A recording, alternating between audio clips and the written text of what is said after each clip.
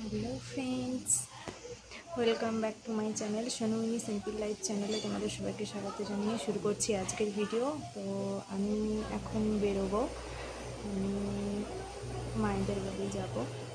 তো চলো রেডি হয়ে তোমাদের সাথে দেখা হচ্ছে।